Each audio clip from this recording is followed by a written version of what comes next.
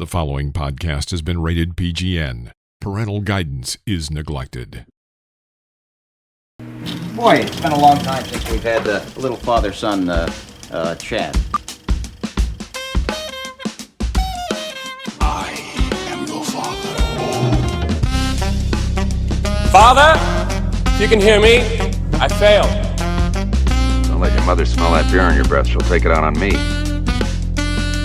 I'm here with my dad. I know what you're gonna say, son. And you're right. You're right. Who is your daddy and what does he do? I've abandoned my boy!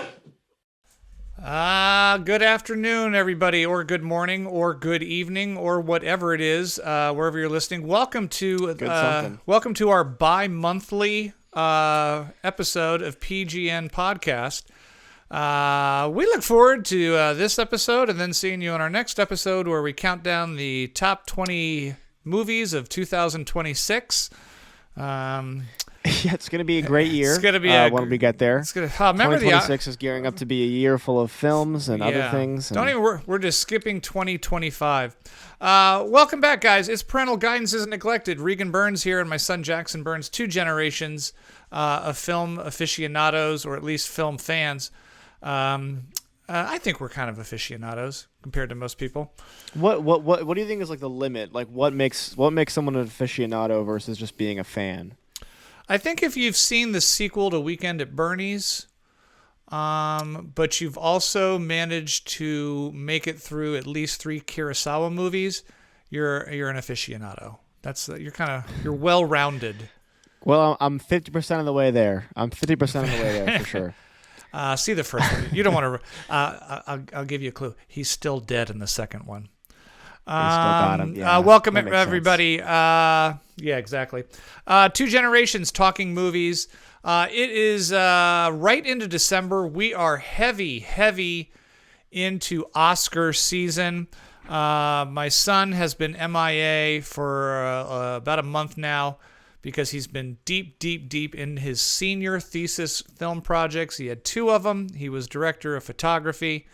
That is required as a cinematography major, and his days and nights were well packed, so he couldn't see a lot of films, and of course he was busy preparing for the 2 that he's shooting. I visited him on the set of both of them. Could not be more proud. Can't wait to see what happens with them. Jackson, this is the point of your films. They're going into post-production. You are not editing these, correct? No, not even a little bit. Is it like handing over a baby to the nurses at a hospital and hoping that they take care of it correctly, and when they hand it back to you, it still has all of its limbs and still looks the same? Are you fearful that now that you have done the best you can with limited budget, crew, that they're going to take your projects and you're going to sit down and go, oh my God, this is not the movie I was shooting? Or do you feel confident? Where do you stand right now? I still am able to head the color grading section of it, so I still have control over some aspect of post production. But there's a little bit of worry. I mean, it's not necessarily that someone's going to mess it up. It's more so just like, does it cut? Did I do my job, and is it going to be able to cut together? Did I shoot enough? Is more the worry. But I feel confident. I got a good team on the editing front, and so. Gotcha. Now, when you're shooting these films, you have 2 For different... audio listeners, I just crossed my fingers. Crossed your fingers. You worked with 2 different directors. Do you feel, and this is not critical it's kind of critical, but if you don't feel comfortable answering this, you can. Or can choose not to. Do you feel either one of your directors undershot or overshot the film? Sometimes where you go, we really needed to do that again or again. Or we're kind of beating a dead horse into the ground and we got this in the can already.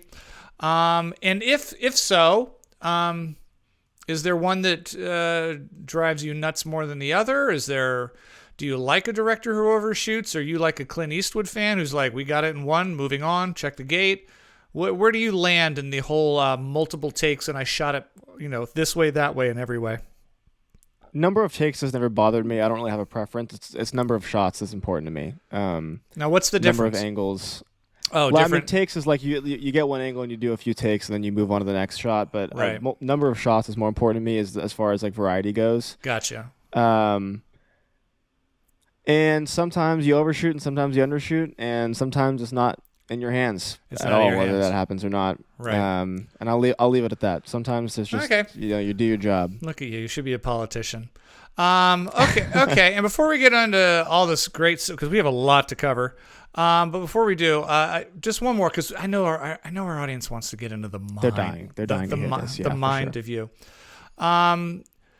Do you sometimes feel, after you've finished a scene and you've shot it in all these different ways, that maybe you overshot it? Like, that's a really cool shot, but it's not necessary. They're never going to use it in editing.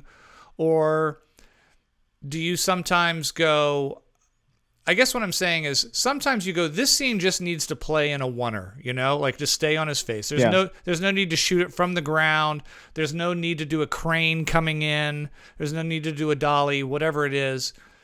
Do you sometimes feel like you've ever overshot something or undershot something? Like where you go, this was so basic, I should have done more with it, or I went too stylized for the moment. Anytime that I feel like I've overshot something, it's usually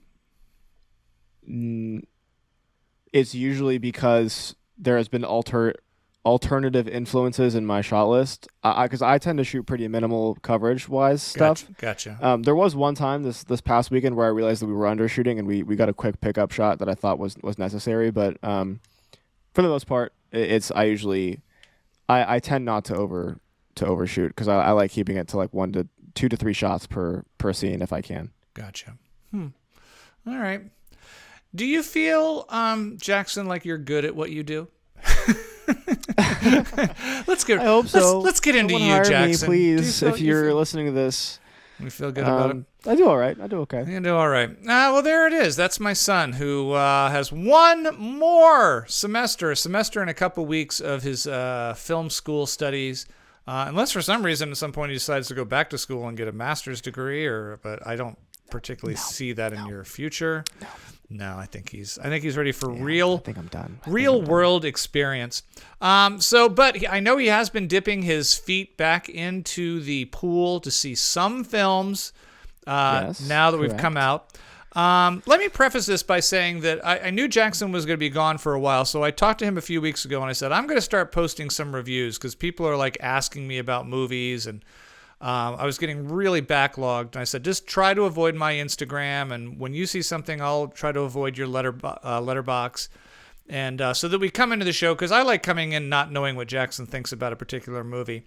But he did kind of dip his foot in over the Thanksgiving break, and we watched 3 films together. Juror number 2, which is Clint Eastwood's possibly last motion picture with Nicholas Hoult. We also saw a independent film that I just picked out of the blue because I've just been hearing so much buzz about it, called Strange Darling. This was out earlier this summer. I missed it in the theaters, but we sat down and watched that one because that has just been the critics' darling this year.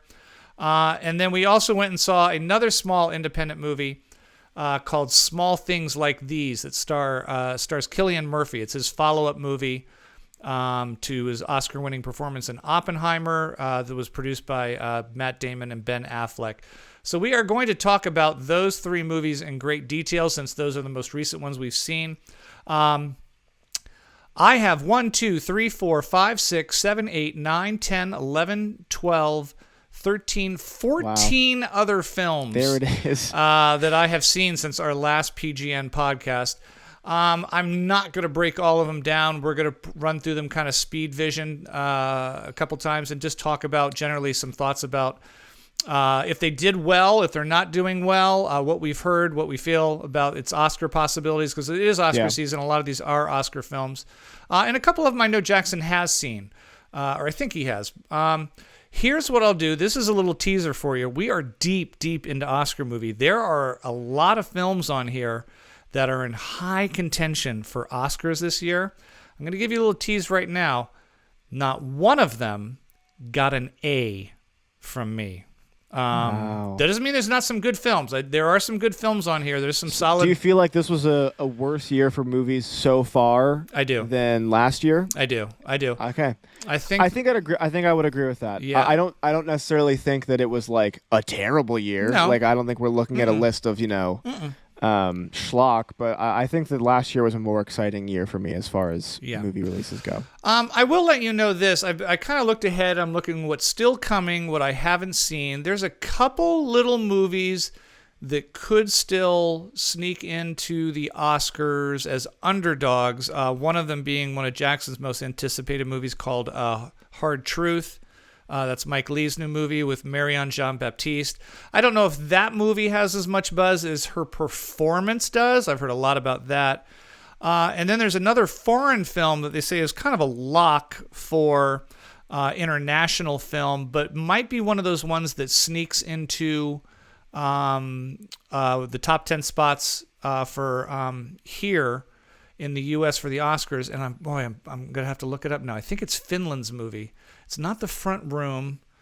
I thought you were talking about Seed of the Sacred Fig. I think sitting right here next to me. Oh no, I think that's the Iranian film that they say is. Yeah, that is. The movie I'm thinking of is It Ends With Us, which I've heard tremendous buzz on. Yeah. Look that up, Jamie. I think that's a Finnish film, if I'm not correct. Oh wait, no, you're talking about It Ends With Us is the Blake Lively rom-com based off of that. No. What is the one I'm thinking of, Jackson? I don't know. I'm going to look up Finland movie. Look up Finland's 2024 Oscar. Boy, as a film aficionado, you think I would have this on the tip of my tongue. Oh, well, no, it's not Fallen Leaves. That was last year. No, that's last year. This is this year's. Family Time. No, maybe it's not. No, it's not Family Time. I think you're talking about a different country because Family Time is the 2025 Finland pick. Yeah, no, I'll look it up. By the end of the movie, I'll figure out what it is. I'm doing research. Keep talking. I'll look into it more. But the three films. I'm Still Here. Yes, I'm Still Here. Yes. I've heard great things about I'm Still Here, and I have the screener for that, and I'm very anxious to see that because a lot of people have told me that's a sleeper that may sneak in here. Okay. If it games. Yeah. But those are the underdog ones. I would say, Jackson, from what has not been released already. And what we haven't seen as of yet, but are seeing most of them shortly, I think the only three films left in the conversation are Timothée Chalamet in A Complete Unknown, coming out Christmas Day, The Brutalist, which everyone is going crazy about. And Jackson's so mad because I did have an opportunity to see this about 2 weeks ago, and I did not have. He just didn't do it. He just didn't do it. I didn't have. You could have seen The Brutalist. No, I didn't. One of the first movies in years shot on VistaVision, and you didn't. But see it. I couldn't because I didn't have 3.5 hours, and that's how long this movie is. It's going to be in theaters. I think limited release on Christmas Day. It is going to be seen with an intermission. This is Adrian Brody. Is in this. A lot of Oscar buzz on him. A lot of huge Oscar buzz on Guy. Help me on his last name. The Australian actor. Don't know. Guy Pearce? Guy Pearce. Guy Pearce, they say, is a lock for supporting actor. So there's a lot of buzz on The Brutalist. And then, of course, I think people might be sleeping a little bit on Nosferatu. I've heard it's gaining steam. Like it's done a few advanced screenings, and people are saying, "Look, this is not for everybody," but there's no denying that this is a pretty good horror film. It's gonna come down to, I mean, the Academy has a history of being pretty dismissive of horror films, so I think it's gonna come down to it might not make the cut depending on how horror-y I think it is. If it leans more into the scare tactic than the drama, it might be in trouble. Right. Well, the good news is Jackson and I are seeing a screening of Nosferatu next Sunday.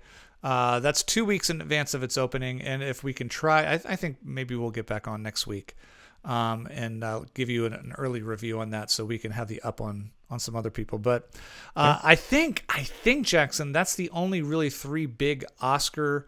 And Sing Sing. I have not seen Sing Sing yet. You have seen it. It's gotten a little. Oh my God, you gotta see Sing Sing. Yeah, you have to watch Sing Sing. I have the screener. I have to curl up with it. But I think there's more buzz on Coleman Domingo and not the movie overall. Yeah. So I don't know if that's going to be one of those ones that gets in. But anyways, before we get into some of these films that I've already seen, let's break down the first of the three that we watched together. And the first one we're going to start with is Strange Darling. Strange Darling is a film that when I saw advertised, I was like, that looks like every independent kind of camera crazy film I've seen before, maybe an interesting thriller. But the big thing with Strange Darling is don't go in knowing anything. There's a huge twist. It tells the story of a young woman who goes home with a stranger one night. Well, not home. They go to a motel for a one-night stand after meeting in a bar. And the man has a past that she does not know about. Obviously, to say this does center around a murderer. I'm not giving anything away to say that the film opens up talking about the rampage of a serial killer, and things take some turns. There's a very, very weird twist in the middle of the movie involving a couple hippies in the woods, played by Academy Award winner Barbara Hershey and Ed Begley Jr. Just a very strange turn that I felt like it was felt like I was in a different film in a couple times. We'll talk about that more. Sure. This is a very kinetic film. Jackson, look up the director's name again. It's I know there's a lot of buzz on this person right now, and remind me if they wrote the script as well. J.T. Molnar. Yeah, J.T. Molnar. Who wrote and directed it. He wrote and directed it. Two fairly new up-and-comers, at least in my eyes. Mr. Burns, give me the names of the two male lead, the male and the female lead. I'm not. Willa Fitzgerald and Kyle Gallner has been around for a little bit now. Yeah. Yeah. And then I guess the most interesting thing before I turn it over to Jackson's thoughts and give mine is that Jackson informed me Giovanni Ribisi, an actor who's been around for a long, long time. I've always enjoyed his work. He's been Avatar and Midnight Clear, a ton of independent movies as well. Saving Private Ryan. Yep, Lost Highway. Yeah. He was the director of photography. This is his first feature. I think he's done some videos and shorts, but his first feature-length, or at least mainstream feature-length movie that he is behind the camera. And I can tell you this, he does not like to hold the camera steady, and he definitely is into lighting because this is noir turned to 11. With that said, I had mixed feelings about Strange Darling. There are things I liked, and there are some things I did not. Mr. Burns, what were your feelings on the film without giving away too much? Okay. I did not like this movie, and I'm going to find words to describe that in a second. Before the opening scroll of this film, before the first shot, before anything, the first thing that we see as a viewer is in big bold text, shot on 35 millimeter. Oh, that's the opening. That's a good thing, of this right? movie. Do you remember that? Yeah. It's a good. I love shooting on film. I think film looks great. I think that shooting on film for the purpose of shooting on film is a little bit silly. Okay. And I think that you don't have to tell the audience what the movie is shot on because they don't really care. I think that was a bit of a I'm going to say pretentious choice, and I think that choice in itself, I think, told me the direction that the movie was going, which is a lot of things happening technically on a very high level that is not, I don't think, backed by story. I think that this isn't really a spoiler, but the movie is not shown chronologically. It's split up into 6 different chapters, and you jump around. It's like chapter 5, then chapter 1, then chapter 3, and you go back and forth. And once you get to the end of the movie, you go, all right, this was pretty much just an average slasher movie that was chopped up into 6 different chapters and spread apart for, in my opinion, no reason. I think that this is a movie that tries to make a political statement that either I did not understand or was wildly misconstrued. I personally found a lot of the movie's commentary to be anti-feminist, to be frank.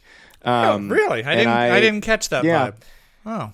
Well, I think that there's a scene between a police officer and the possible victim of a sexual assault that I thought what was a pretty clear indicator of what the director's thoughts on, I don't know, some possible political topics and commentary there, and whether or not it was intentional, it still rubbed me the wrong way. And so, Okay.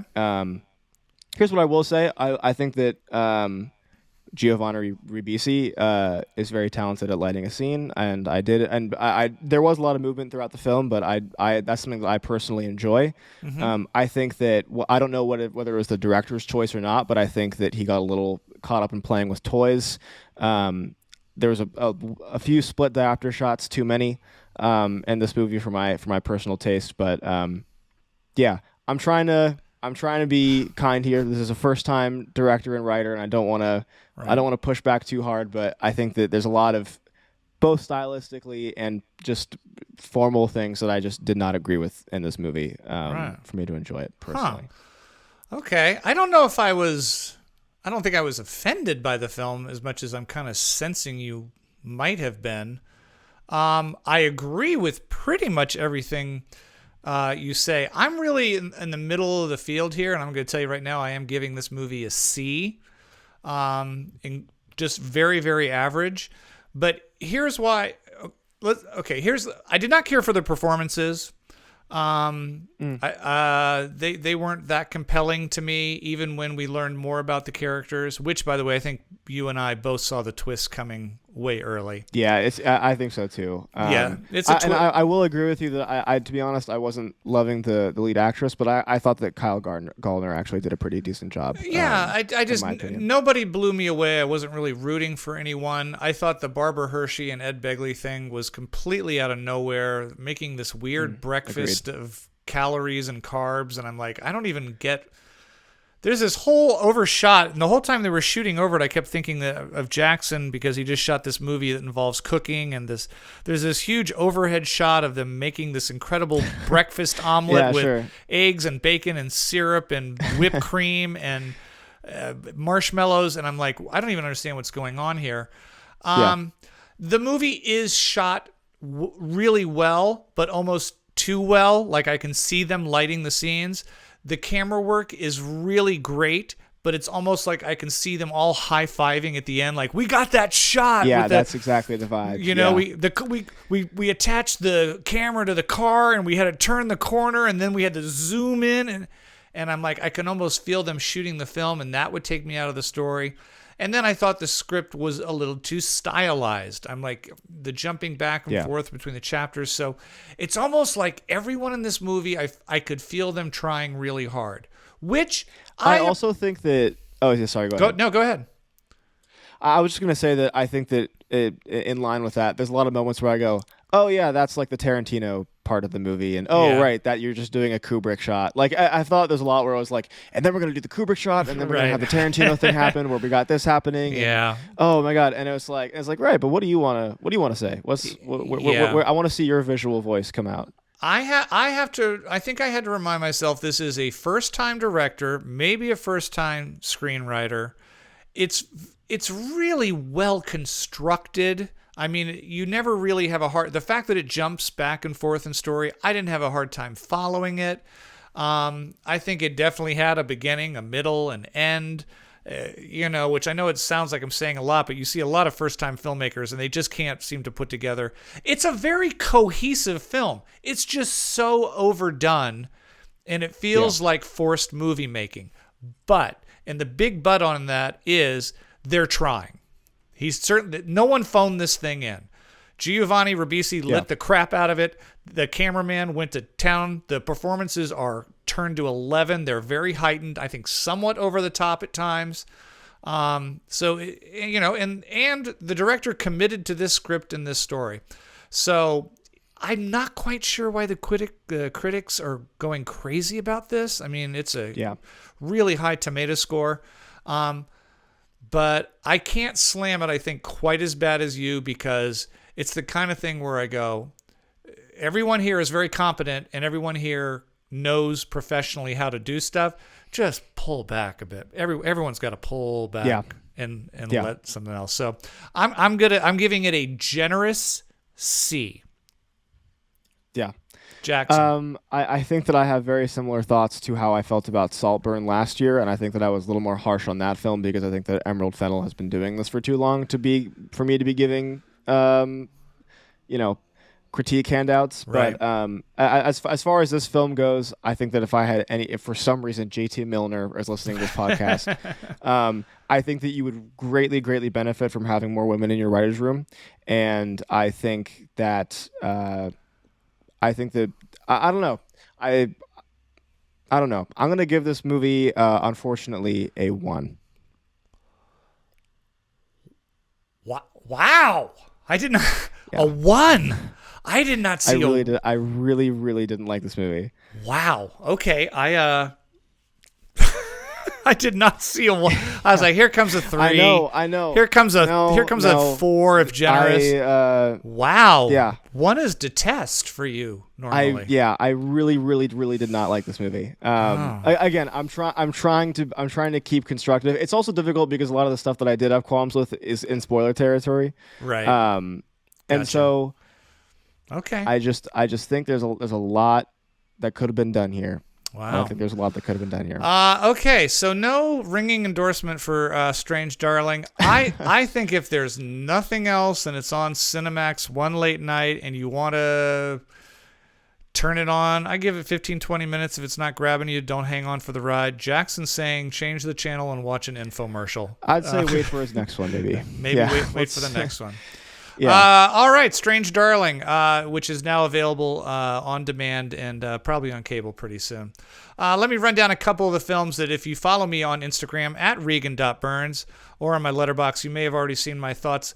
The first film is Nickel Boys. This is a movie that I think is probably, if Jackson ever gets around to seeing it, will probably be on his top 10 list of the year. I'm going to make that prediction. I could be completely wrong. Okay.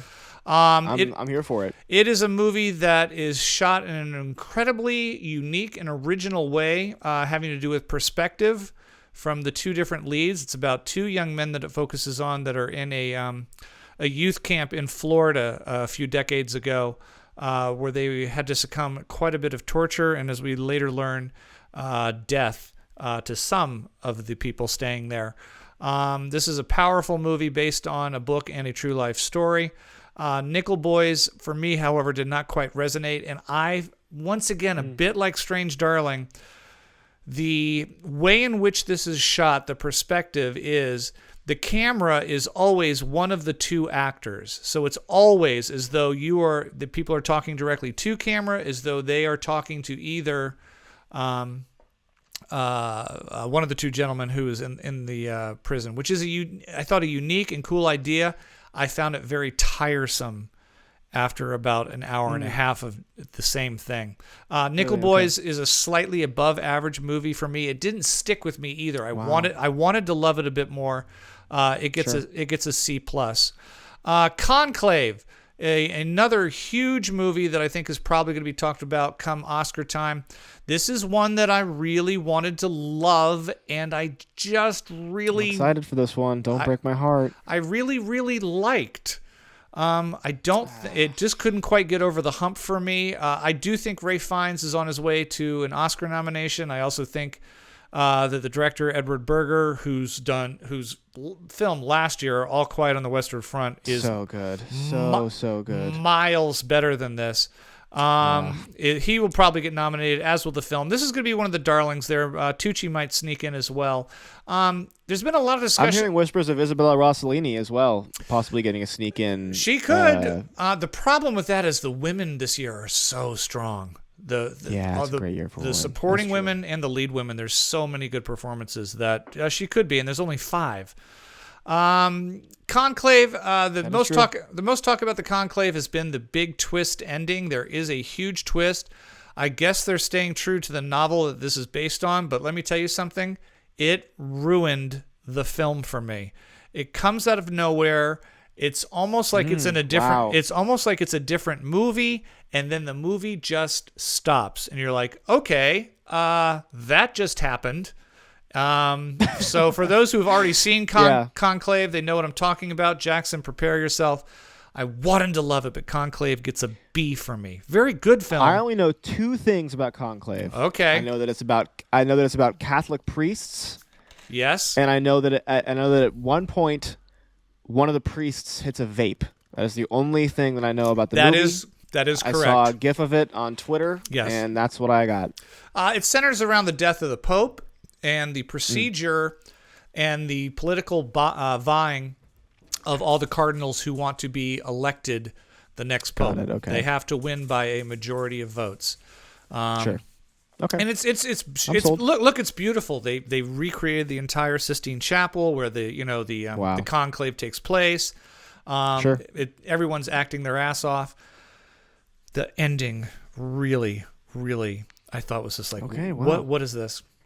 Yeah, and then finally, before we get back to the films that we've both seen, I saw Night Bitch. That's with Amy Adams. There was Oscar buzz on her. This is about she plays the new mother who's left at home while the husband is off at work, played by Scoot McTierney. And I don't know if I'm spoiling something here.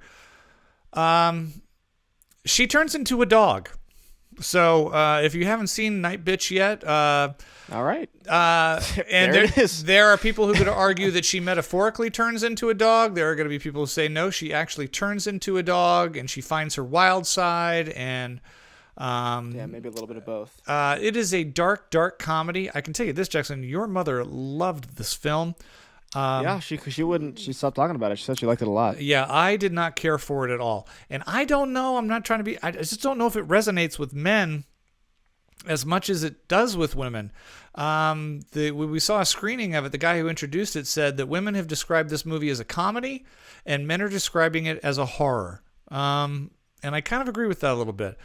But it's gonna go a little bit higher on my scale because Amy Adams is always a force to reckon with. She's fantastic in this. There's no denying that. I do not think she's going to get an Oscar nomination, but she's in the running. Night Bitch gets a C- for me. Night Bitch, Conclave, and Nickel Boys is not opened yet wide. I saw an advanced screening of that. I think they're sneaking that out for a week or two come Oscar time. There you have it. So back to the films that we have seen. Jackson and I also went and saw, and this was his choice. I was very surprised actually because I would have seen this, but I was like, I wasn't dying to see it. This is juror number 2, I'm assuming. Yeah. This was my thinking. Yeah. I have never been able to see a Clint Eastwood movie in theaters. Oh boy. And I think that's rough. Yeah. And I really have disliked the way that Warner Brothers has handled his last movie. Despite what you think about it, right? I think that it's Clint Eastwood, and I think that for him to come out and direct a movie, regardless of how we thought it was, I think this is a movie that had the potential to make a lot of money, and I think that having it go limited and just kind of ignore, which honestly, the target audience of a Clint Eastwood movie is arguably not LA or New York and is middle America. Yeah. So I thought it was really disappointing that he got shoved into the Max original corner, and I wanted to give him my time. He's paid enough dues for me to sit down and see his movie in theaters for possibly the last time. I don't know what your thoughts are on this particular movie, Juror number 2, but I do hope that it does not, whether you liked it or didn't like it, I hope it does not cloud your judgment on seeing more Eastwood movies. Now, don't get me wrong. He's made some stinkers.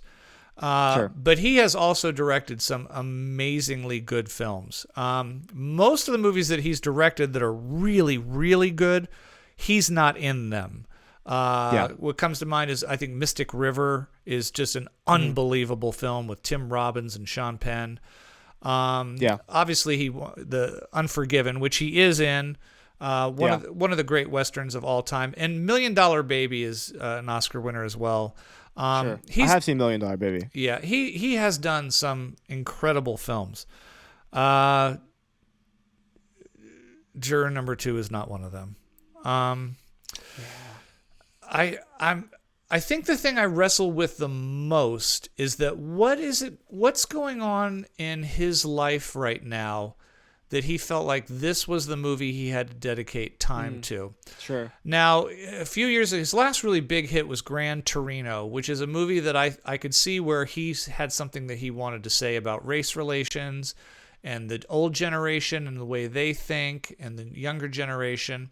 And even though I wasn't a huge fan of that movie, I did respect it a lot because you could see that you could see in the last 20 years that Eastwood was making movies that mattered to him. Obviously, his two, even though I thought they were mixed, his two movies about the World War, Letters from Iwo Jima, and then I forget the other one that's because he did one from the perspective of the Americans and one from the perspective of the Japanese.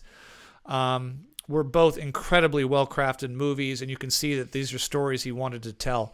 Sure. I'm not sure why do you go out on this? I mean, he's got to know he's only got a couple left in him. Yeah.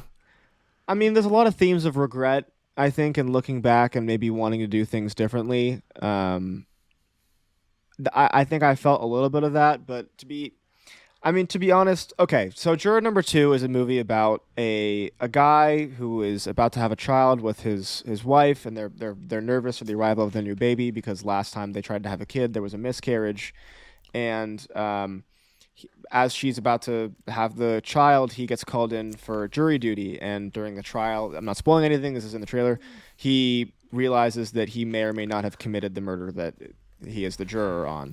I know. Which is a bit of a stretch. Which is a bit of a stretch for sure. Yeah. But you know what? I'm willing to dispel reality and entertain the film.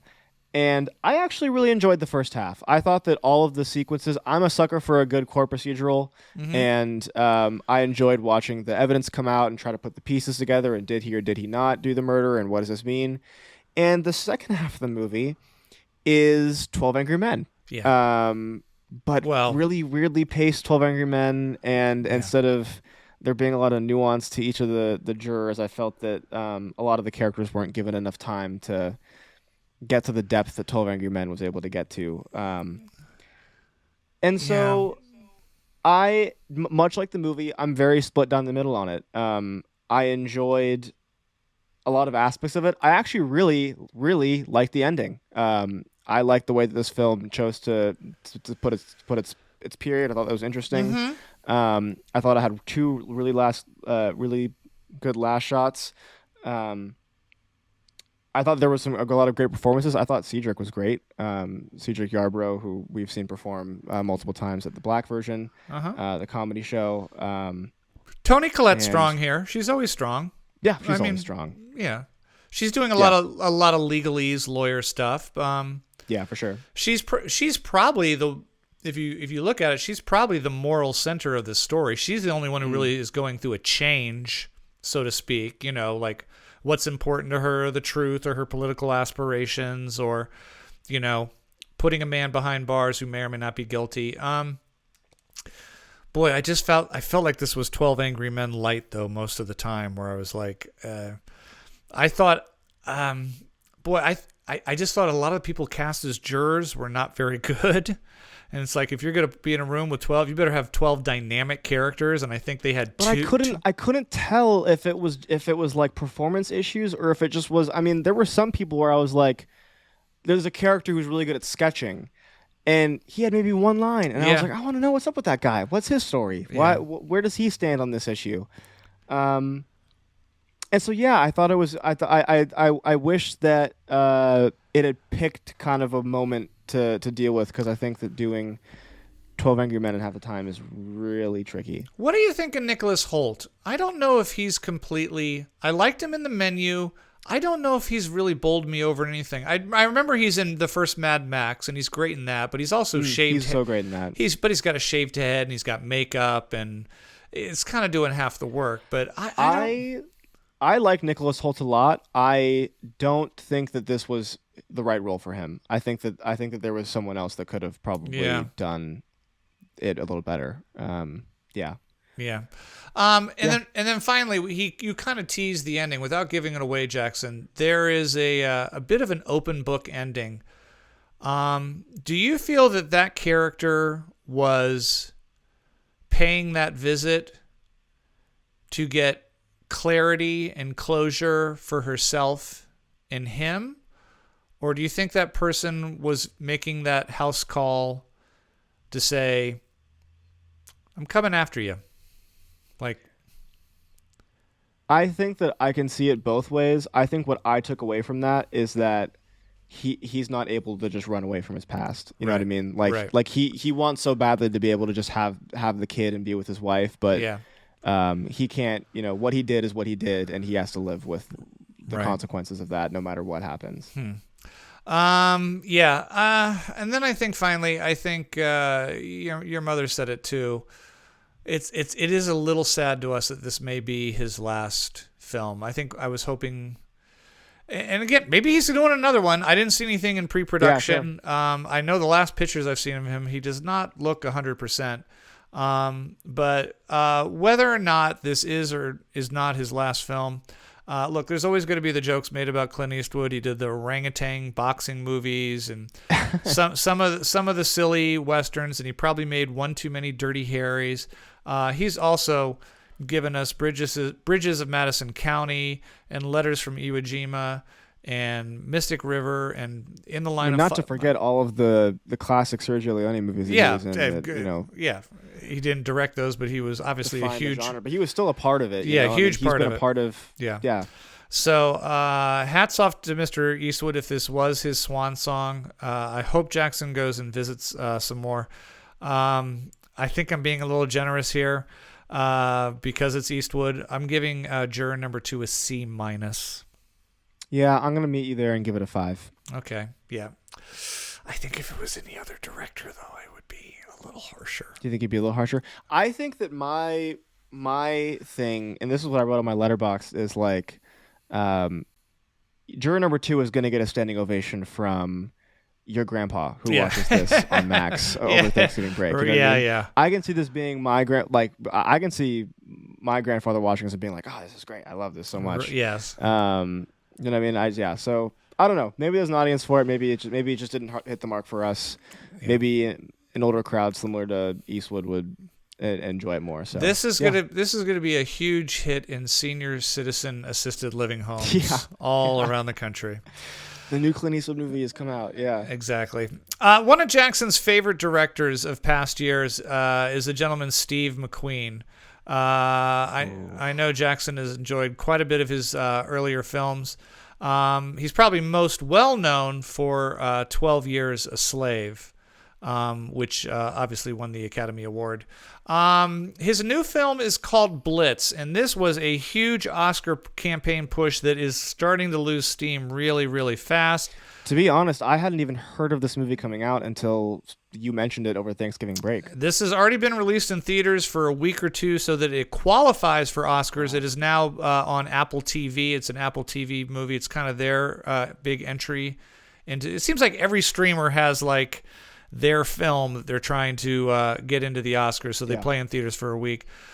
Blitz tells the story of a woman, a mother of one, who's the father of her child has been killed. I won't tell you how or why or when.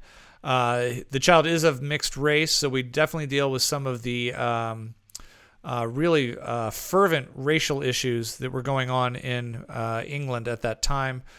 During the World War and the bombings that were going on. Blitz gets its name from Blitzkrieg, when the Germans were just consistently, night after night, dropping bombs on London and other surrounding cities. And this tale of how she is separated from her son as he is evacuated to take the kids to safety. They can't take everyone. The parents have to stay in the city. And his journey to try to find his way back to his mom. It's a sweet film at times. It's also a bit of a heartbreaker, as you can imagine. Any movie set in World War II with the bombs dropping, and there's a movie by Steve McQueen. It's going to be a bit of a bummer. Yeah. Saoirse Ronan is amazing as always, but really not given as much to do here as I think is going to put her in the Oscar contention. But hats off to Steve McQueen. It's shot beautifully. I know that they built a lot of these sets. There is CGI, but a lot of the stuff was done practically as well. I think it's going to go down in the Pantheon as one of Steve McQueen's movies that's good. I just, It did not grab me as emotionally as I wanted to. This seems to be the theme with a lot of these films. As I go, that's a really well-made film. It's just not resonating with me. Grab you emotionally. But I can't deny that this is top-rate filmmaking, and Blitz gets a B- for me. Okay, yeah. So I spoke of Apple TV's big movie that they're pushing for the Oscars. Netflix has their big movie, Amelia Perez, which I believe has not opened in theaters. They're going to release it for 1 week only. It is available to stream on Netflix right now, though, so you can see it. I think they're just throwing it in theaters. And a lot of people are, one, they're just falling over themselves to talk about Amelia Perez, and two, saying that wait and see it in the theaters. It's a musical in a sense. This is a very strange, different... Anytime anyone says that, yeah, and you're I go out. see it, it's always just a musical. No, this is not a... This is a drama with musical elements. And I it's think... a dramatic musical. It's going to be a musical. No, I think that after you see it, you'll go, yeah, that's not really... I know, I'm kidding. Not really musical. It's a very weird, stylized type of singing. Sure. Jackson, look up the lead actress's name for me, because it's Katrina. Is it Zoe Saldana? No, not Zoe no, Saldana. Is it not? No, the trans woman who plays the lead character, Amelia. Carla Sofia Garson. Garson. Yeah, Carla. I always forget that. She is very good. I think this is Zoe Saldana's best work ever. She is fantastic in it, and Selena Gomez is great in this as well. All three very possibly will get Oscar nominations. The movie will be nominated. The director will be nominated. However, again, as good as filmmaking as this is, I don't think it emotionally connected with me as much. Maybe it's because I can't quite sympathize as much with a gang lord from South America who wants to become a woman and then reconnect with her family. Not that that's not an emotional triggering story, but immediately I just wasn't very sympathetic for this person who was responsible for so much death and crime through their country. So I wasn't really feeling for the Colombian drug lord right off the bat.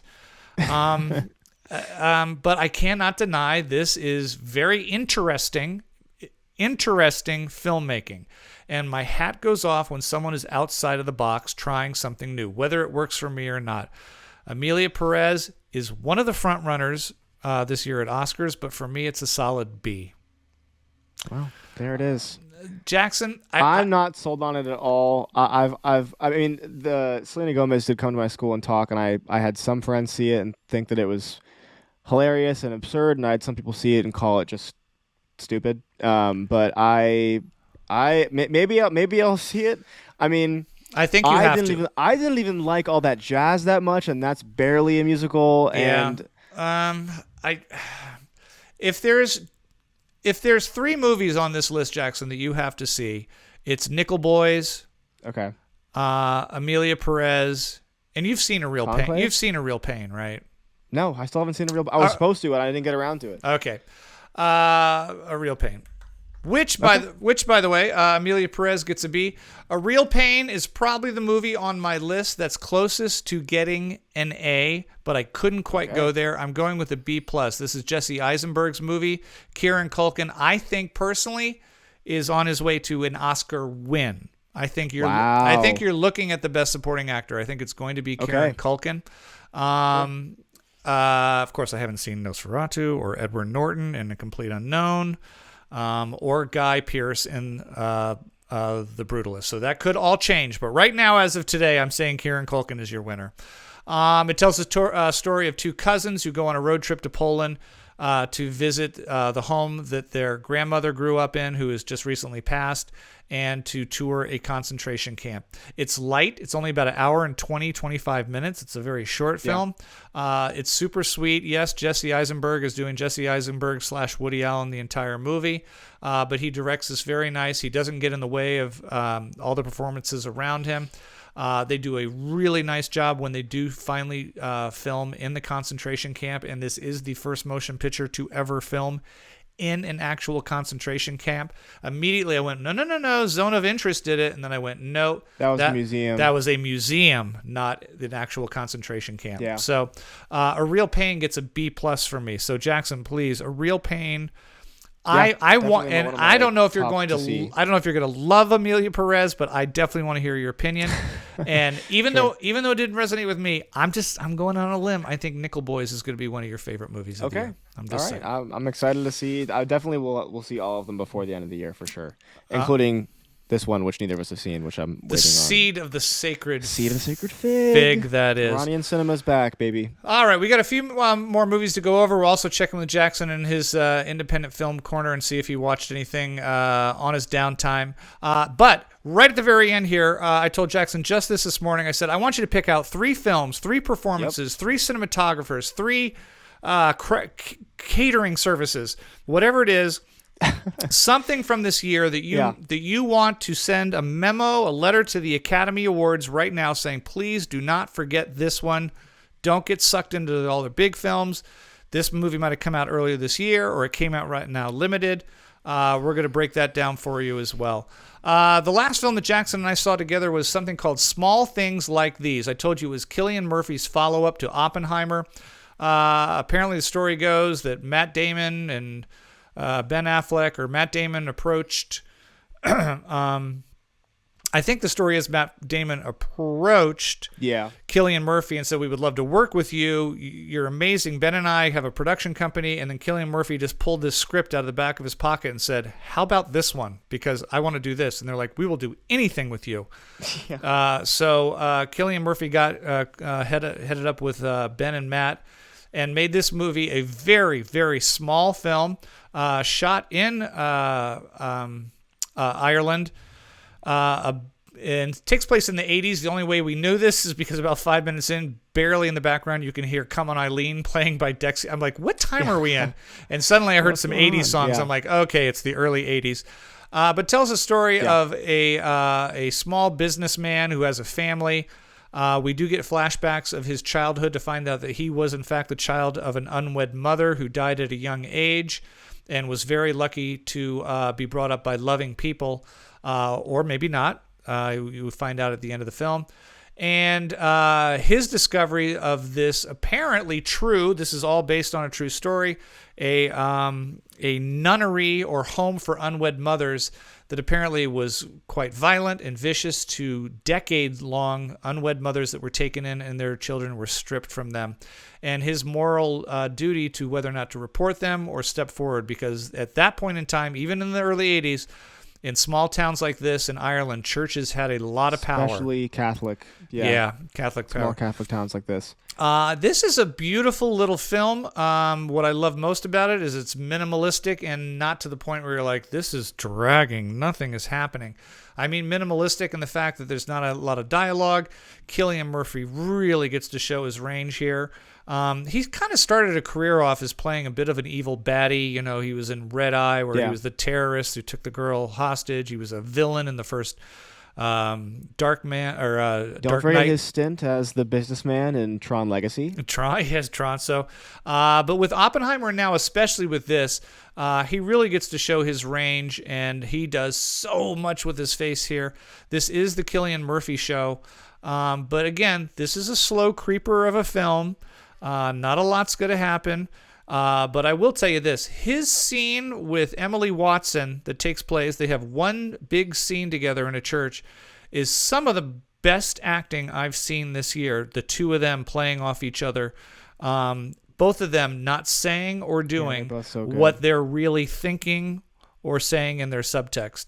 But again, not for everyone. I have more thoughts, Jackson. Yeah. What are your thoughts on Small Things Like These from director Tim Middle, an Irishman? I'm forgetting his last name as well. A young Irishman.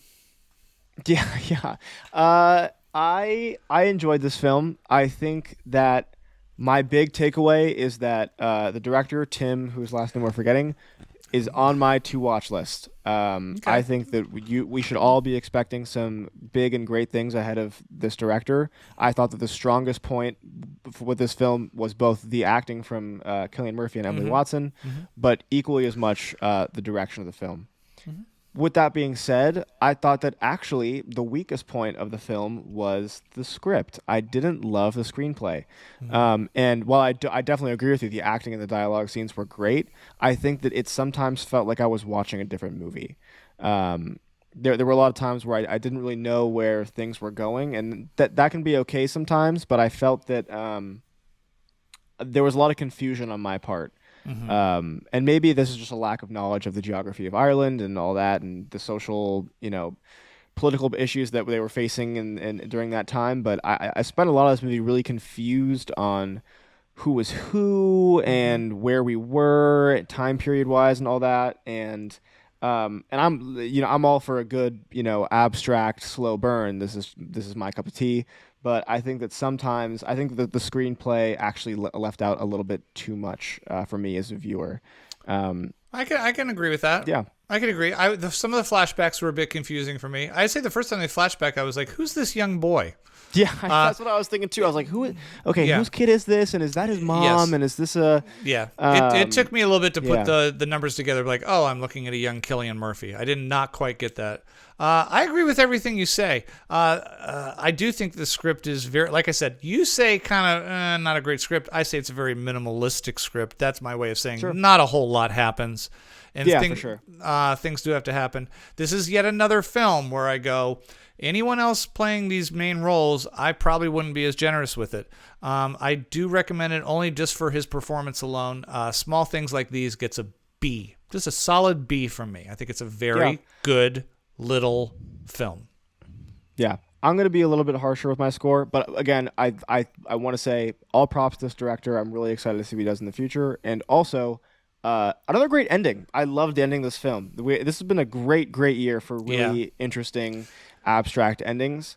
You really like that. You really like open-ended endings. I'm usually not. I'm not a fan of that. I'm like, what happened? What happened? You like question marks. Yeah, I get so excited about that.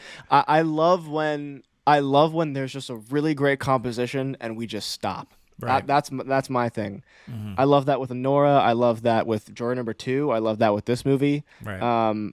But yeah, Small Things Like These from me gets a 6. Oh, look at you. All right. Okay, so if you want to seek that one out, I think that is not streaming yet. It just left theaters, but I'm sure is going to be available very soon, if not. I'm going to run down these last films. You're going to be like, those are huge films. I can't believe you're not talking about them. I don't know if they need it that much. Some may, some may not. Yep. The Netflix film Woman of the Year. That's the directorial debut from the star of Pitch Perfect. Why am I blanking on her name? And I can see her in my face, and it starts with a K, I think. Yeah, I feel so bad. No, it's okay. I'm going to find it in 2 seconds. Your mother's probably going to shout her name from the other room. Above us. Anna Kendrick. Anna Kendrick. There's the K. Directorial debut. Yeah. It's a movie about the dating game serial killer back in the 70s. I thought it was gruesome. I thought it was kind of one note. But she's a pretty good little director, Jackson. She'll do a lot of fun stuff with the camera. Sure. And everyone involved as well. I just felt like it was a very paint-by-the-numbers serial killers movie. I gave it a C, right down the middle of the road. That's Woman of the Year. Another movie that I can't spend a ton of time about because otherwise this is a 4-hour podcast. Another movie that I think Jackson may really like is September 5th. This is shot very pseudo-documentary style. It is the tale of the ABC Sportscast team that was covering the sports at the Munich Olympics when the Israeli teammates were taken hostage, and how they suddenly had to switch from covering wrestling and swimming to the first nationally televised, or world televised, I should say, terrorist attack. It's done incredibly well. It looks amazing. The acting is first rate. I think the only reason this movie doesn't go into A territory for me is because I don't know if I learned anything new about this event besides that these guys were thrust into these positions and how stressful it was and how they rose to the challenge. Yeah. I feel like Munich. I've heard it be compared a lot to Spotlight, in that the way it's like it's less about the people directly involved and more about the team who covered it. Yes. So we're not going to learn anything. If you want a movie about the actual terrorist attack. The victims and the people who We're going after the terrorists themselves. You want to see Steven Spielberg's Munich, which is an excellent film. This is, again, a really, really good film that I can't quite put over. September 5th is opening in theaters, I think next week or the week after, or at least limited release right now. And then who's the main guy in it again? Because I do like him. He was in something. That's help me out here. From Kinsey. Oh my gosh, he was married, I think, to Maggie. John Magaro, who was in Past Lives. Yes, that's who I'm excited to see. John Magaro's in, and then who else? No, that's the one I'm thinking about though. Peter Skarsgård. Yeah, Peter Skarsgård. He's kind of the main guy. He's the guy in charge of it. Okay, so I'm just gonna go over the weekend big news real quick. I have seen Glicked. I have seen Gladiator 2, and I have seen Wicked. I was never a massive fan of Gladiator, the movie that won the Academy Award with Russell Crowe, directed by Ridley Scott. This is his follow-up with Paul Mescal and Denzel Washington. So let's go over what you've heard. Does Denzel Washington do an accent? No. Does it stand out? Yes. Is he fantastic in this? Yes. Is he going to get an Oscar nomination? Absolutely. Is he the best part of the film? He is. Is Paul Mescal good? I guess so. Do I feel like it's the same performance as Russell Crowe that I saw 20-some years ago? It is. Is it the same story? Yes, it is. Is there a lot of really weird CGI animal fight scenes in this? Yes. I don't know why Ridley Scott thought he had to. We didn't have to have a guy fighting another guy with a sword, because now we have guys fighting monkeys. Then we have guys fighting a rhinoceros. Then we have guys, I kid you not, fighting sharks, because they fill the Coliseum with water, and it just gets all a little bit silly. But everything looks good. Nobody's stand out bad. The two leads, instead of Joaquin Phoenix, we now have two guys who do the whole thumbs down, thumbs up, and the two conquerors. They're both everyone's very good. But boy, does this just feel like a retread. I don't think he's doing anything new except saying, if you lose a family member and you're just turned into a slave, you're going to become a gladiator and you're going to save Rome. I feel the movie is right down the middle of the road. That's a C for me. Sure. Wicked. I've seen Wicked, the musical, twice. I got dragged to it in London when I was there on a business trip, and I hated it. And then I sucked it up and took my kids, Jackson included, when they were younger, to see Wicked on stage because it's a kid-friendly musical, and I always like to introduce them to theater, and I didn't like it then either. I've always felt it was kind of a forgettable and silly musical. Sure. I think most of the songs are kind of blah, and I'm just not a musical guy. There are some musicals that I love. I love West Side Story. I love Once. But when they go into the silly, you kind of lose me. And you're going to go into Shrek and Beauty and the Beast, and I'm done. I'm out. And I knew going into this, I'm not a fan of musicals of this caliber, and I'm not a fan of this one.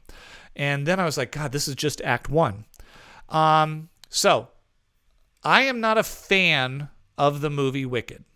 Never gonna see it. Okay. You're gonna start praising it in a second. I'm gonna get upset. I'm never going to see it again.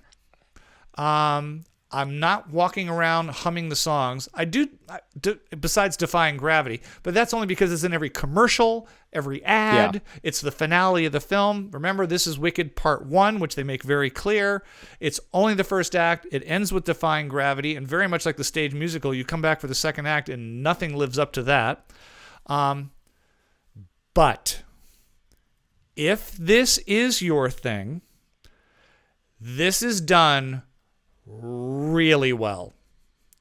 Cynthia Erivo is going to get an Oscar nomination. This movie is going to get nominated. And I would be shocked if Ariana Grande does not get nominated as well. I don't know if John Chu, the director, will. I think that's might be pushing it a bit. This obviously is going to sweep at the Golden Globes. It's going to win every comedy/musical thing there. It looks fantastic. It sounds fantastic. There is no denying the people who are sitting around me were enthralled. It holds your attention. I can't believe this movie at 2 hours and 40 minutes sustain me, but it did. I didn't walk out humming the songs. I don't want to see it again. It's not going to be in my top 10 list of the year, but I cannot deny this is real. If this is the epitome of how you do a musical, if this is the way you like it. I'm giving Wicked a B+. Not my B+, a B+ for the world. Okay. This is okay, and this is my thing with Wicked, and this is why I don't have any plans of seeing it. My girlfriend was supposed to see it with me yesterday. She got too tired, thankfully, and I think she might see it tonight without me because I've got plans tonight. But this is my thing. I do not think that Wicked is a good-looking movie, and I think that I'm not alone in saying that. There have been a lot of people online who've been talking about, for some reason, Wicked is an immensely desaturated film. And so much so that John Chu? Is that his name, the director? Yeah, John I think John Cho, maybe. John Cho was asked about it in an interview and when talking about the look of it. And his response was that he wanted to bring a certain realism to Oz that had been lacking in the original. And I think that's really stupid. And I think that it makes the movie look worse for it. And I think that from what I've seen of the Wicked look, I'm just not a fan of it. And if you ever get a chance to look at a still of Wicked versus a still of West Side Story, which came out, 3, 4, 5 years ago now, you'll know immediately what I'm talking about. I think Wicked is a little bit colorless, and I think that it doesn't make any sense to me on why we're bringing realism to a fantasy musical, but and also it's just not my thing. So yeah. I don't listen. It's not my no thing one likes either. being the hater in the room. No one likes being the hater in the room, and so all I'm gonna do is remove myself from the room. And that's what's gonna. Well, that's what it's gonna be. Here's the thing: I defy, like gravity, Jackson. I defy. There you go. I defy you to watch it and go see it with a big crowd, and not go. This, I can't deny this is entertaining. Maybe again, it's not going to be in my top 10 list. It's not a movie I'm going to revisit. But I looked at it and I went. Again, whether you think it's desaturated or the coloring or it's shot right, all the pieces work. Sure. They make it all work into a satisfying film if this is your type of movie. It's kind of 3 hours though, right? It's 2 hours and 4 hours, isn't it? Well, with previews, because now you get it's like 3 hours. It's 3 hours. There's no getting around that. Yeah. So there you have it. That's my thoughts on that. I'm going to be very curious to hear Jackson's thoughts on some of these films. And I do have one other movie, but that's going to come up in our last segment, which was coming up in just a minute, which is our 3 films, performances, directors, screenplays, whatever that we want to tell the Academy right now. Please remember, because ballots are starting to go out. But before that, Jackson, anything from you? Is there anything in your corner that you've curled up with? I do. I have some art house films I would love to talk about. It's Jackson's. Some not so art house films. Oh, perhaps? So which basically means your girlfriend made you watch something. No, not necessarily. Oh, okay. I will say. So I'm just gonna kind of go down the list of things. By the way, saw. have you noticed the sun has set on me? I'm now in a closet. I know. I've lost. Me too. I've lost all my lighting. If you're watching this on YouTube, I look like a bad Sinead O'Connor video right now. The sun is set. That clean album cover with all the heads. I hate daylight savings time. No, it's okay. We'll make it through. We'll make this quick. Filmmaker, this is where we're gonna get real art housey for a second. Filmmaker Hirokazu Koreeda came to talk to my school. This is someone I believe Japanese. Oh God, I should know this. Yes, Japanese. Director and writer who's best known for his film from last year, which was nominated for Best Foreign Film, I believe, called Monster. He's also known for films like Shoplifters, which also got a lot of buzz. You love that film. That's one of your faves. One of my favorite films ever, as well as Broker, which wasn't as big of a hit, but it starred Song Kang-ho, who is obviously from Parasite. And so I saw two of his films. I watched his movie Afterlife, one of his earlier movies from the 90s, before he came to talk. And then at the screening where he was talking, they showed Monster. Gotcha. Did you watch Monster? Did you watch Monster again? You did? No, I just saw it the one time. Okay. I hadn't seen it the first time. This is my first time seeing it. Oh, okay. Monster is a film that is told very interestingly. this is a really impressive directorial effort from Koreeda. The story is told 3 different times from the perspective of different characters, and it's a really difficult movie to explain. But I will say this: 2 of the best, and I mean the best, child performances I have ever seen. Really? Really, really incredible work from the 2 leads, as well as the supporting cast, the mother and the teacher of the 2 children. I don't have much else to say about Monster. Just that it's a really, really good movie, and if you enjoy that kind of thing, I think you should check it out. Monster from me is going to get an 8. 8. The other film of his that I saw High for you. was Afterlife. This is a movie about so in the lore of this movie, when you die, your soul goes and stays in like a hotel for 5 days, and over the course of the 5 days, you're interviewed to figure out what memory from your life was most important to you, what your favorite memory was. And at the end of the 5 days, a film crew comes in and they film your final memory, they recreate it, and then that sounds when you familiar. pass on to the next. When you pass on to the next life, you replay the same memory over and over again. So you can only take one memory with you, and it has to be recreated on film by this crew. I cried so hard to this movie. Such a baby. This is a must-see movie. Really? Must-see movie for anybody. I cannot smell a big recommend this film score. any higher. I smell a big score coming. I smell this it. Movie, this film had a profound effect on me, and I think that I'm so glad that I was able to watch this before coming into my thesis because, wow, there's so much I could say about this movie. I'd rather let it talk for itself. I'm gonna give Afterlife a 9 with the high possibility of a 10 on a rewatch. Wow. Because I definitely will be coming back. Why to this. won't you commit to the 10, Jackson? Because I wish it had ended a little earlier. That was my one contention. I think that it had the chance to end at a really good note, and it went for a little bit longer. And I went, I wish they hadn't done that. So, look at you. Hey, perfect score is a perfect score. So, but maybe I'll change my mind on a rewatch. We'll have to see. But seriously, Afterlife, if you have the ability to watch it, please give it a shot. One of the best.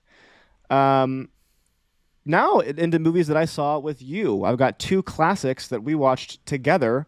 The first being one from the man himself, Martin Scorsese. I finally got around to watching The King of Comedy. One of your recommendations. You've been telling me to watch this for as long as I can remember, saying that it's one of his most underrated. I saved it for you.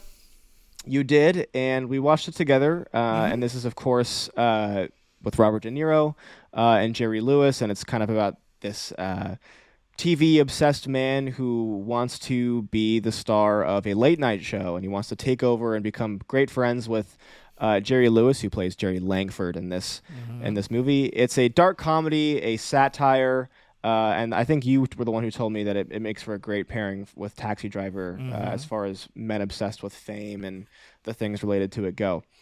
Man, this movie was awesome. This movie was so good. Just so funny, and he's so good. I love when he does comedy because it was the same way with After Hours too.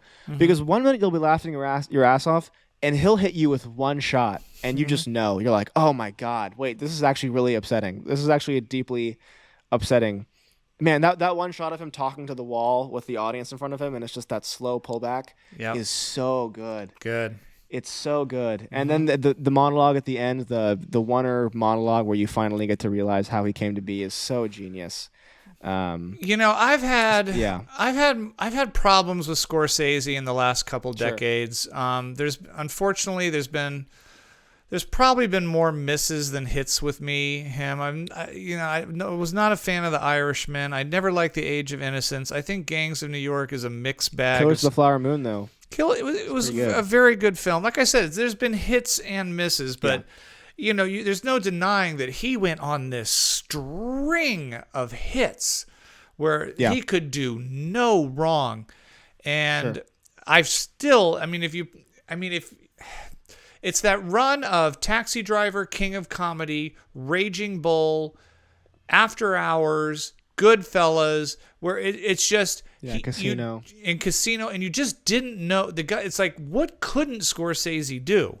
And I really think films like After Hours and King of Comedy just really get underappreciated when he did dip his toes into kind of that darker comedy arena. I don't think they give as much credit. Like, I know they're going to show on his tribute reels, but I wish these movies would come to mind and just get a little more love than the Raging Bulls and the Taxi Drivers and the Last Temptations of Christ. Because I love King of Comedy. I think it's just such a great character study. Yeah, and if you watch Taxi Driver and Travis Bickle, and then immediately watch King of Comedy and Rupert Pupkin.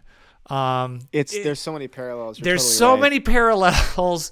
And to be able to do that same kind of theme, but to do it in the most dark and vicious and dirty way, and then to do it in such a silly way, I think is genius. The other thing, Jackson, is I might have pointed out to, but your thoughts on Joker? I mean, they used Robert De Niro in the Jerry Langford role, kind of. Not kind of. They did absolutely. in Joker. I mean, in some ways, Joker is a reimagining of Taxi Driver. I really, the older I get, the more I dislike that movie. I feel like it's now you're like, it's a ripoff of King of Comedy. But it's not that though. It's a lot to me like Strange Darlings was, where it's like, I'm looking at your influences, and I know that you know that I'm looking at your influences, right. and you want me to go, oh, that's King of Comedy. Yeah. But more so, it's just, it feels vapid. It feels like a aesthetic with no reason. I don't know. It doesn't. I hear you. Yeah. What do you give? What are you giving the King of Comedy? King of Comedy for me is going to get an 8. All right. Yeah, I'll take it. Yeah. You're a liked tough it a lot, one. but it honestly definitely could go up. I've been thinking a lot about it since I saw it. Those last few shots especially. And speaking of kind of classics, I was up late one night just kind of scrolling, and I caught a clip of this movie, and I thought, you know what? I love Denzel Washington. I love Clive Owen. I love Jodie Foster, right. and I love Spike Lee. Mm-hmm. What is stopping me from watching Inside Man? Mm-hmm. Which is, by the way, it's actually the third, I think, Spike Lee movie I've seen. But well, before you give me a thought, I'll tell you the backstory on Inside Man and what you may know or not know. It's a Spike Lee movie, and it's a film that kind of came out very quietly. It did not do well in the box office. I think it caught a lot of people really off guard because it was kind of coming on the heels of Malcolm X and Sure. Do the Right Thing and Jungle Fever, and he was very much known being a social commentary director, with all of his movies having a very strong. Now he's kind of gotten away from that a little bit lately with Black Klansman, and even though he's shown that he can make films that are a little more quote unquote for the masses in recent. But back then he was definitely a niche person. So for him suddenly to have this film that you have to agree, by all stretches of imagination, is kind of not to take away from it, a run-of-the-mill bank heist thriller drama with a very Hollywood cast, Jodie Foster and Clive Owen, who was huge at the time. There was talk of him being the next Bond, and Sure. So it did not do well. The critics liked it a lot. I don't know if they were gushing over themselves about it. So it's interesting that that's the Spike Lee film that you decided to go see. Because there are other ones I know you haven't seen. I don't think you've seen School Days or Jungle Fever or even Malcolm X, I haven't. Which are more Spike Lee-ish films. So, but with that said, what did you think of his attempt to do a more mainstream Hollywood type film? I mean, I always think it's interesting when directors kind of hit a more mainstream action-y movie like this, because I think that there's some instances where you look at it and you go, all right, well, they cashed the check. You know what I mean? You go, all right, this was their one for them. And then, you move on and watch whatever their next, low-budget artsy movie is. But sometimes these tiny art house guys will come out and they'll go, you know what? I could do something really cool with this. I could really bring some sauce into this. And I'll say it, man. This movie has the sauce. Just really awesome. it's just an awesome, fun time. Yeah. And I love it. I love it too, because I mean, there are directors that have very like stylized looks and tones. Like I think of like Yorgos Lanthimos, right? You watch a Yorgos movie and he goes, yeah, that's Yorgos. But I love it when directors kind of like Spike Lee have kind of their style, but they're able to adapt to different genres. And I think that's what I respected about Inside Man the most, is that it really is a Spike Lee movie. I mean, there are still some prevalent themes, and he's got his dolly shot and he's got his big camera moves, but he's able to adapt to the action genre in a really interesting way. And also, I just love a heist movie. It was a good time. It's a good heist. It's a really good heist movie. Yeah, it's a really good heist movie. I thought it had a great script. I never really knew where it was going.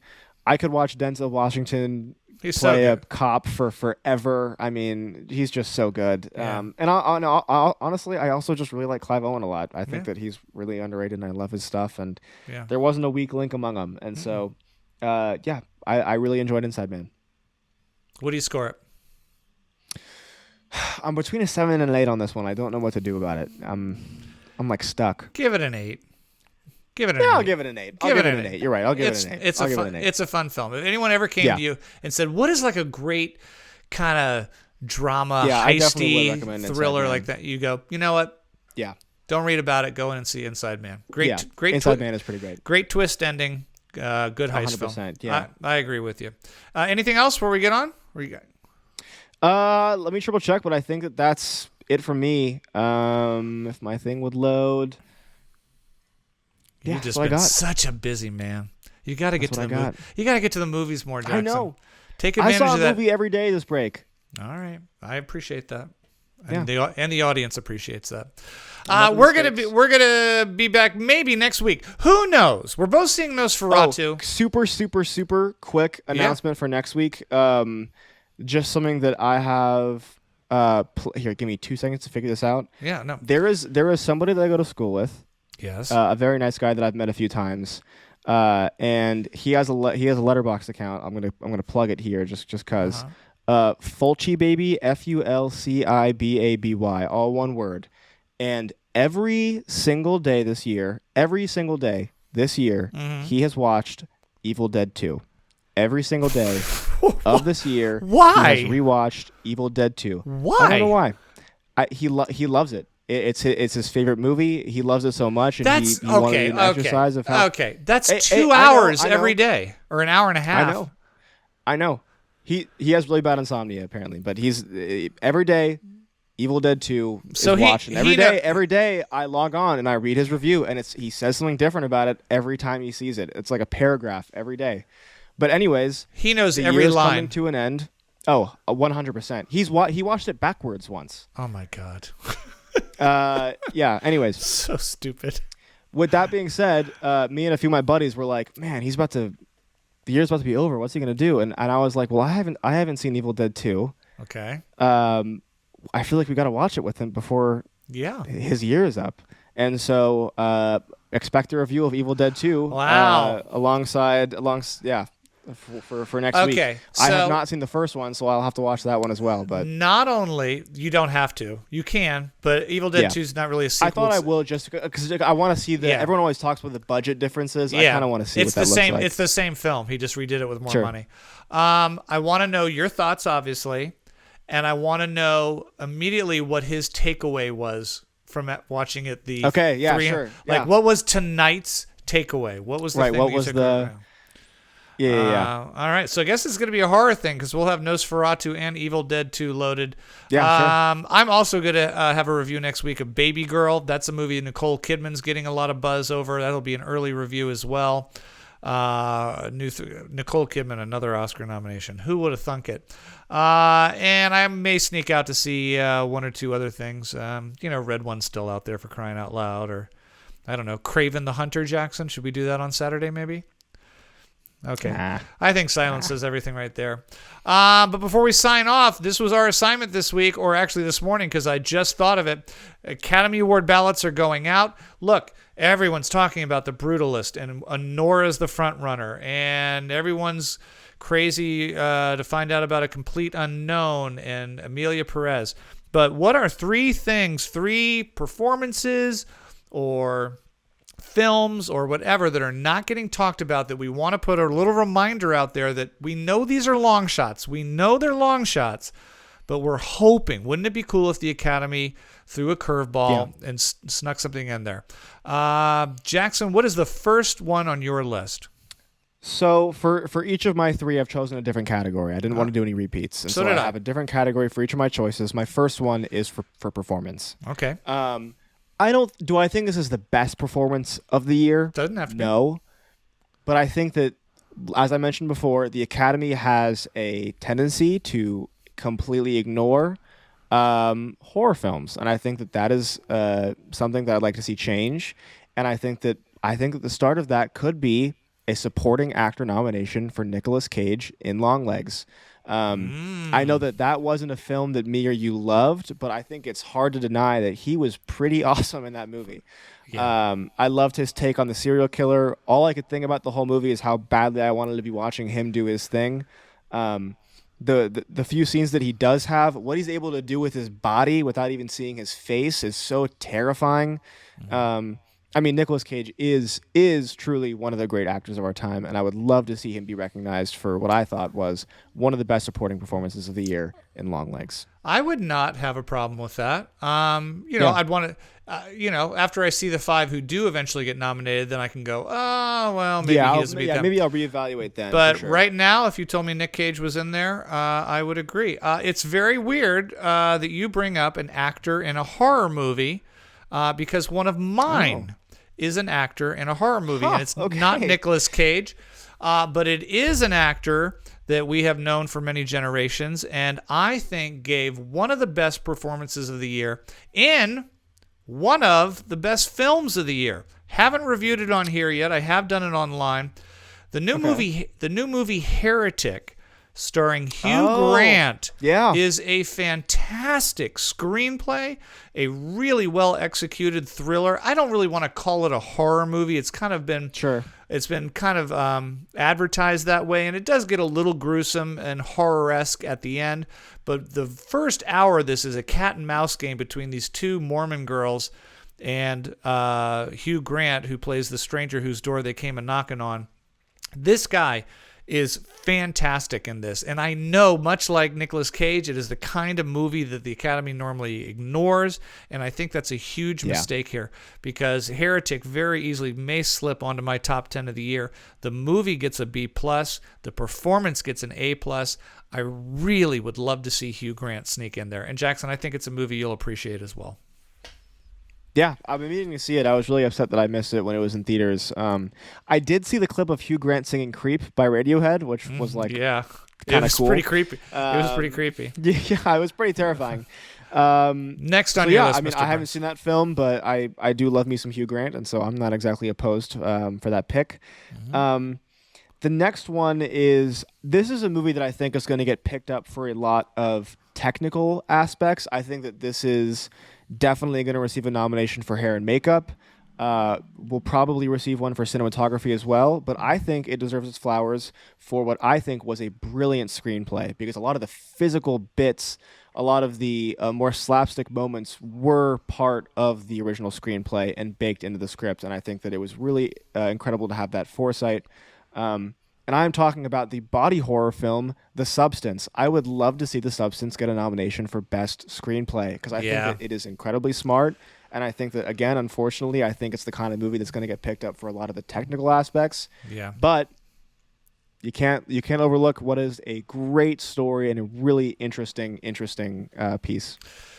Yeah, we've talked about already. The Substance is one of my favorite films of the year, shockingly, because I just did not think it would be. You know, there is a lot of buzz on Demi Moore, obviously. Whether she'll sneak into the nomination, no chance of winning, but it would be really cool to see her get the nomination. And I do agree with you that the look of the film may get some technical stuff. I agree. I think the screenplay probably is the star of the entire thing. It's so original. Yeah. So fluid, really thought out. And no matter what you think of the ending, whether it was too much, too little, or did they go over the top, I mean, it all makes sense. The director made some bold choices with it. I agree with that 100%. The Substance is a movie that I would not be shocked to see in my top 10 list at the end of the year. So I have no problem with the screenplay getting nominated. I think it's probably deserves to be in the top 5 original screenplays of the year. How can it not be? Yeah. Wow. What's your next pick? I also have a performance. Now, tell me the woman's name in Amelia Perez again. Katrina Gascon. Shoot. Yeah, I know. Wait, I don't have it up. Give me 2 seconds. It is Carla Sofia Gascon. Carla Sofia Gascon. She is most definitely getting an Oscar nomination, and hats off. It was a fantastic performance, and I love the fact that we're making more movies about trans people in our community, or even if they're drug lords. But there is a movie that I loved. This is a long, long shot, but there is a movie that came out this summer that I absolutely adored. It played in theaters for like 3 days. Also was centered around the LGBTQ community, and a trans actress in this movie by the name of Eve Lindley in the film National Anthem was so unbelievably good. I got to see that still. Absolutely loved it. This is a beautifully shot film. It's very nuanced. The performance she turns in is heartbreaking at times and very powerful. And again, nothing to take away from Amelia Perez, a movie that is bombastic and huge and music and over the top and very performance. This was a very slow bake. I love National Anthem, one of the best films of the year. And I think, and again, we don't have to say the best trans performance of the year, but as far as dealing with that subject matter and having an actual trans actress, this performance just in particular, since the subject matter is revolved around that, and a young man coming out and falling in love with her, it touched me a lot more than Amelia Perez did. So Eve Lindley is a very long shot, but boy, would I love to see that one sneak in. Yeah, all right, absolutely. What's your third, Burns? You got one more letter to the Academy. What do you want to push? You only got one left. Guys, please consider this. I had to do a cinematography pick. Of course. I mean, obviously, it's the trade that I've chosen, and I've saved it for last on purpose because I think that the Academy has a big problem nominating understated, more low-key cinematography. I think that Zone of Interest was beyond snubbed last year for some of the best cinematography I've ever seen. And I'm worried that it might happen again this year with a film that I hope that you will see, that I have been singing its praises all year, shot on 16mm film, and I think that it just one of the most gorgeous-looking movies I've seen in a long time, and that's Sing Sing. I think was really, really phenomenally looking film. I thought that just did a great job of knowing when to just plant the camera down and let the actors do what they need to do. And also knowing when to get a little wild and be a part of the performance along with the theatrics. And so I took a lot away from that, and I hope that I think it has a chance. I really hope the Academy sees that there's something special happening there in that camera. So that's my final pick. I promise you I will see Sing Sing before the next time we go on. It's okay. It's probably the next one I'm gonna watch. I want to curl up with that and that foreign film that I couldn't think of at the top of the show that I'll forget again. Right. Okay, so my last letter to the Academy here, guys, let's not forget this. This is a movie that came out early in the year, and they are, in fact, right now trying to generate some steam. They've been pushing this hard. As a voter myself, I've been getting a lot of invitations to screeners or to go to. They're doing a lot of showings of it around Los Angeles right now, but they're really pushing for the actresses. They're pushing for the director. They're even pushing for the screenplay. But I think the one really big thing that cannot be snubbed is Trent Reznor and Atticus Ross's score for the movie Challengers. Now, it doesn't mean I wouldn't like to see Zendaya or either of the guys or even Luca get a nomination for this. I think it's well-deserved. Again, one of my favorite films of the year. Absolutely, but if it gets nothing else, besides the score, at least I'll feel a little vindicated. And I think it does have a slight chance. I mean, it's going to be tough with movies with big sweeping scores like Brutalist and Nosferatu coming out. But it was so unique and did not in any way take away from the film and added to it. So if Challengers is lucky enough to get at least one nomination, I hope Reznor and Ross get it for the score they did for Challengers. Yeah, I couldn't agree more. I think one of my favorite scores of the year for sure. Yeah, but will the Academy remember a film that came out in March early in the year? And that brings up that brings up the question too. Are they going to remember Dune 2? Is Dune 2 going to is it going to get one of the top 10 nominations? I think it will. I think Denis will, even though he's not loved by the Academy, I think Denis will get nominated for directing Dune 2, and I think the movie will get nominated. I don't think it's going to get anything else besides the obviously technical awards that it will win. Like it's going to get special effects. It's going to get sound and mixing, but I don't see Javier Bardem or Timothée Chalamet or any of the actors in it getting any nominations. But I wouldn't be shocked to see it get in for Best Film and Best Director. I wouldn't be shocked. I hope to see it there. Are you excited that he's doing another Dune movie? Yeah, I really am. I love those movies. I love Dune 2. Dune 2 was awesome. Boo, I'm booing you. Although I will say the show just came out with Emily Watson in it as well. Yeah, they had a show. Dune Legacy, and I guess it's based off of Dune Prophecy. And it's based off of, I guess that after Frank Herbert died, his son kept writing books. They're not as good, and that's what the show's based off of. That's never a good thing. It's one of those things where it's like, your budget got slashed so much from the movies, and this just does not look the same at all. Doesn't look this good. No, not even a little bit. Yeah. Yeah. Well, you enjoy those sandworms. It's not quite my thing. Yeah, again, you're a big Dune guy. It's not my thing. I don't care. Yeah. I don't give a shit about mine. What do they mine again? Salt. Is that what it is? Spice. It's spice. Yeah. I said salt. What is it? Is it nutmeg? Is that what everyone's fighting over? It's nutmeg. It's so good. It's so good though. Paprika. I don't know about that. I love that world. I think that I love Denis. You've never been. I don't think you've ever been a big Denis guy though. You didn't love Arrival either. Arrival's awesome. I liked the Blade Runner reboot. I liked that one. No. Yeah. Okay. Fair enough. So I give you one. He's 1 for 7. I'll take that, I guess. There you go. Follow him at Jackson.Burns on TikTok and Jackson N. Burns. Jackson N. Burns. Oh, I said, duh, that's me. Jackson N. Extra N, as in Nancy, which he's not. He's on the Letterboxd. He's on the Instagram. He's on the TikTok. Follow me at Regan.Burns and also on Letterboxd as well. And please follow PGN Podcast on the Instagram and like us on the YouTube channels or wherever you're listening to this podcast. This has been a really super long show, as you can tell, because we're both in the dark right now. I say it every single time. I think maybe it'll happen. We hope to see you next week with a couple of reviews and new films: Evil Dead 2, Nosferatu, Evil Dead 2, Baby Talk, and whatever else we drag ourselves to. And we'll try to do this a little more regularly going in the new year. Somebody doesn't have any more films to shoot for a while, so maybe he'll be able to get out to the theaters a little bit more. Yeah. All right. Thanks for listening, everybody. Love you, buddy. Love you too. All right. Adieu.